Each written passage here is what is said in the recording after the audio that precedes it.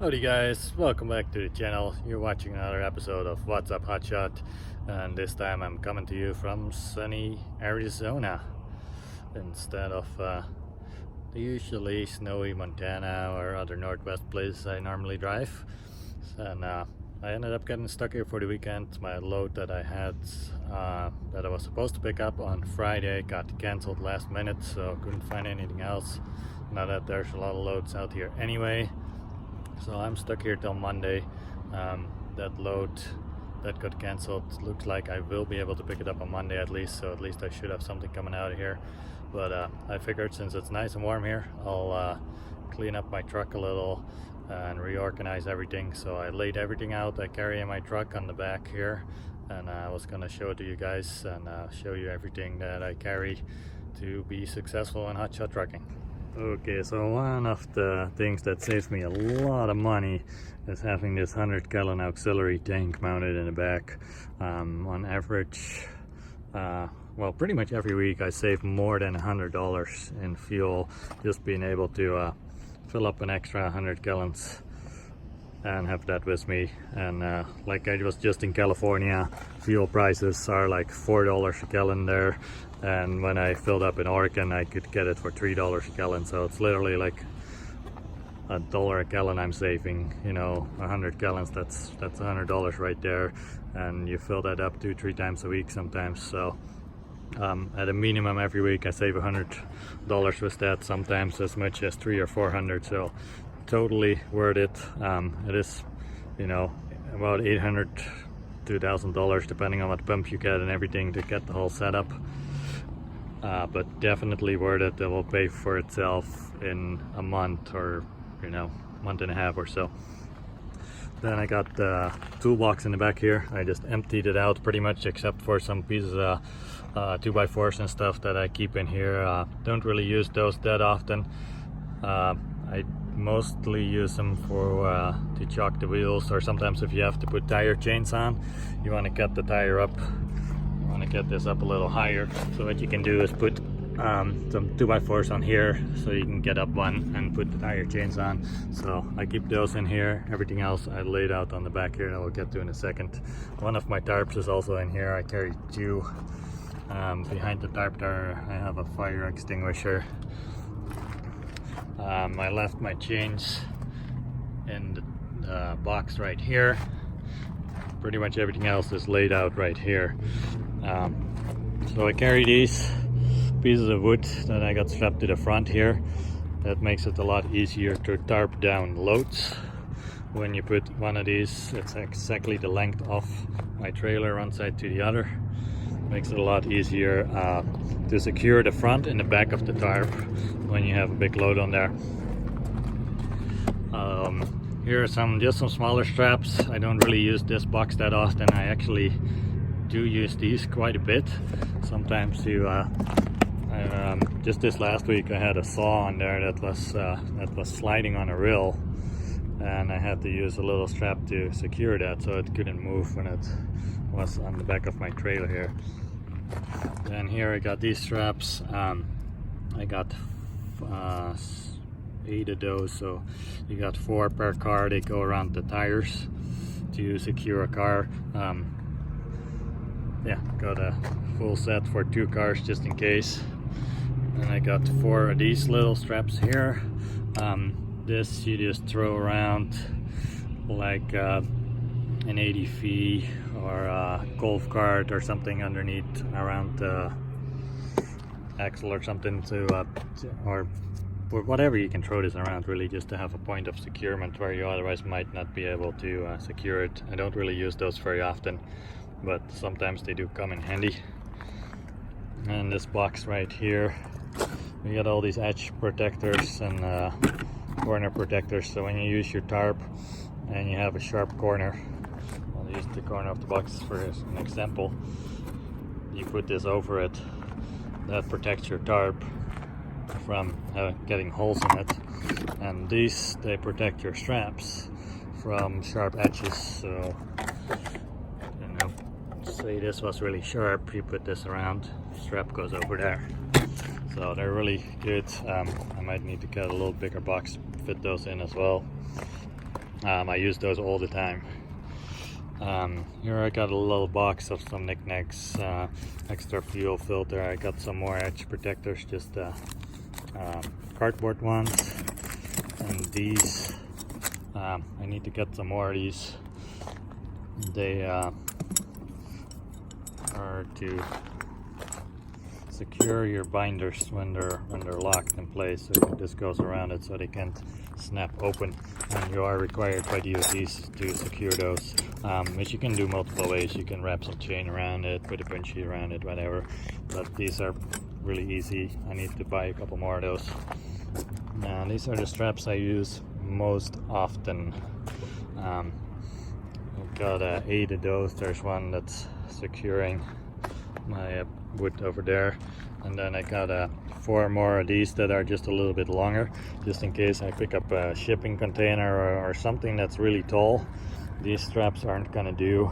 I think the max you can do is 8 by 8 by 8, so 8 foot high, 8 foot wide, 8 foot tall.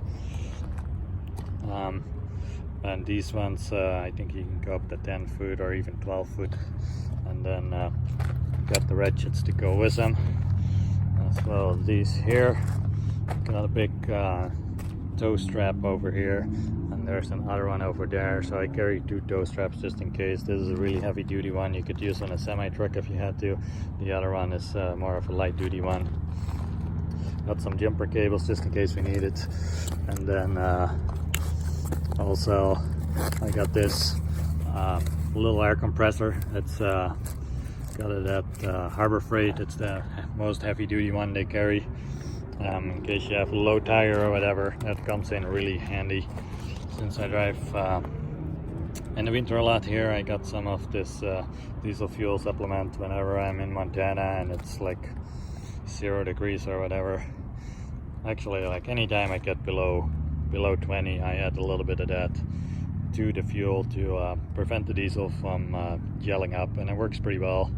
I've driven into negative 14 and still did not have any issues with my fuel with some of this added to it. I added to the tank on the truck as well as my auxiliary fuel tank. So then we got all these binders here. When I first started out, I just bought 2 of these, and I bought 2 of this style here, just so I could try them out and see what I like better. These ones are the reduced, I don't know what they call it, reduced recoil or something. When you open them up, they don't like snap open all the way, because there's an extra little, I don't really know how to explain it, but there's these ones right here don't have that. They just go straight up and down, and they can swing up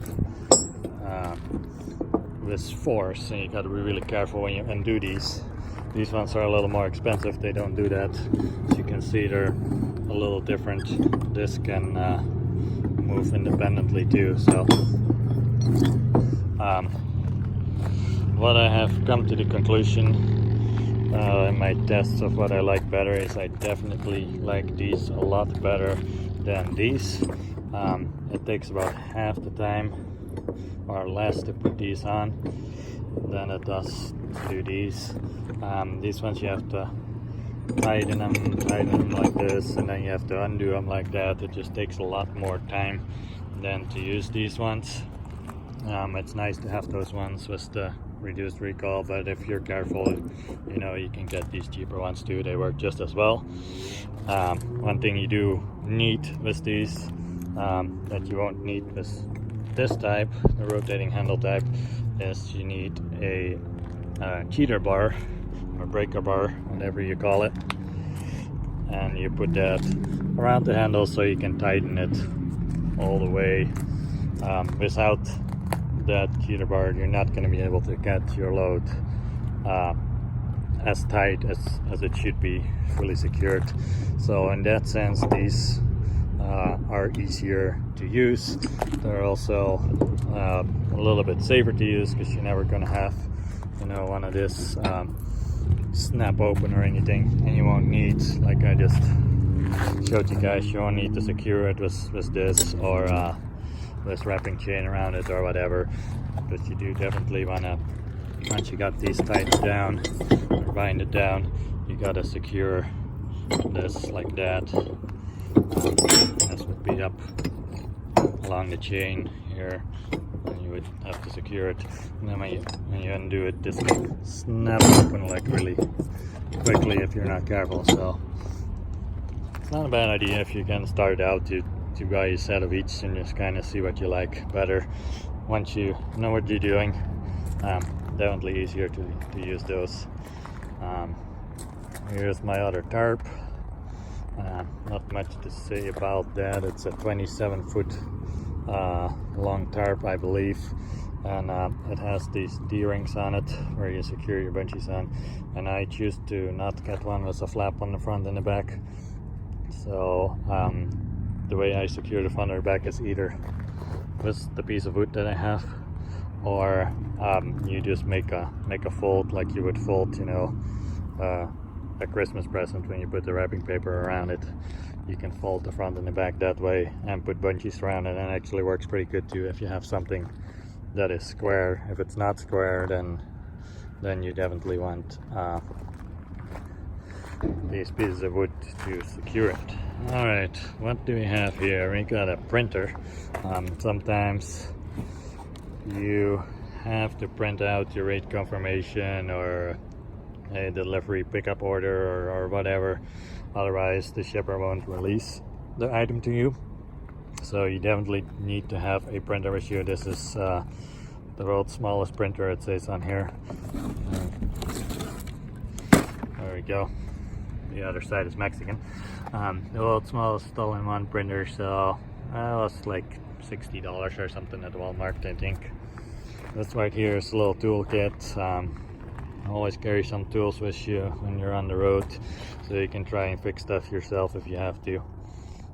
I also got a helmet. Sometimes when you're dropping off, you will need to have a hard hat as well as a reflective vest. I didn't pull out the reflective vest, but you want to have both of those. Here are some snow boots here if you have to put tire chains on and you know you're in a lot of snow. You definitely want some snow boots to keep your feet dry and warm. This obviously here is for changing out the tire, and then this is one of my sets of snow chains. I have two of these. Thankfully don't have to use them very often, but you are required to carry them in the winter regardless if you ever have to use them or not, and DOT can check for that. So even if you only plan on, you know, driving when the weather is good, you still need to have a set. There's a box of bungees here, and then I got these other ones organized by size. There's 31 inch, 10 inch, 15 inch, and I think this box is all 21. I need to buy another plastic box that will last a little bit longer, but I just organized these by size. Sometimes it's nice to have some shorter ones, but for the most part I use all these in the cardboard box here. Then right here I got my reflectors. You are required to have 3 of these warning triangles. DOT will check for that if you have that when you get a level 1 inspection or something. I also put some fusees in here, so I have those as well. I can lay out if I have a breakdown on the side of the road or something. I got a big jack. This is much better than what comes standard with your truck, and also it is nice and tall. You can use it for the trailer if you have to change out the tires or something. You can put it underneath there, and that's another thing when the 2x4s come in handy, because you can, this is really high, so if you need to jack this up, you want some 2x4s underneath the jack. Always carry some extra oil. I have some extra brake fluid, some extra ATF. I think I got a few other bottles of stuff in the truck too that I didn't pull out, but always carry extra fluids. These here are moving blankets. I should really have 4 of those. I think for some reason 2 of them stayed at home, So it's a good thing I'm going through the truck and checking everything out. I need to add 2 more. Saran wrap right here. I kind of hate this stuff, but sometimes it works really well when you have to you have a piece of machinery and there's an electrical box on it or something, and they just want you to tarp like the electrical box. Well, it's much easier to saran wrap it than to have to put a little tarp over it. If I do need a tiny little tarp, I have that one too. I have 2 more in the truck too that are small little ones like that. This right here is for oversized loads. I have actually not had to use these yet, because I haven't had any loads that were wider than 8.6, but I use these all the time for when I have a load that is longer than my trailer, and these are really nice with the bungees on them, and that works really well. Put that across when you have a load that hangs off the back, because you can legally do that up to 4-foot overhang. And I got another little box here with just some trailer parts, extra lug nuts. As you can see, I've had to use 2 of them at one point. This bag right here has everything you could possibly need to fix a trailer axle. Extra hubcap, yeah, everything in here that you could need in case you have to repair your trailer axle. Always good to have this here, because those parts aren't that easy to come by when you're out on the road. And I got some more straps right here. These just have a hook on them instead of the flat ones that I carry. These are just in case, like the flat ones won't work. This could come in handy also if you use it in combination with that. You know, you could have the hook into that to tighten it. Got 4 ratchet with it plus an extra one. I don't know how I ended up with 5. I can throw that one out when I get back home. Okay, and then we got a lot of pieces of cardboard here that I use as edge protectors, just like the plastic pieces, but not always do you have room to put those plastic ones in, so I carry those as well. Big D-shackle that goes with my tow rope, as well as the other one I have. And that is about it. Alright guys, hopefully that was helpful to some of you that are maybe just getting started out in hotshot trucking. If so, please leave me a thumbs up, and if you haven't done so already, subscribe to the channel, help me out, and I'll keep making more videos for you. Yeah, thanks for watching, God bless, and have a good weekend.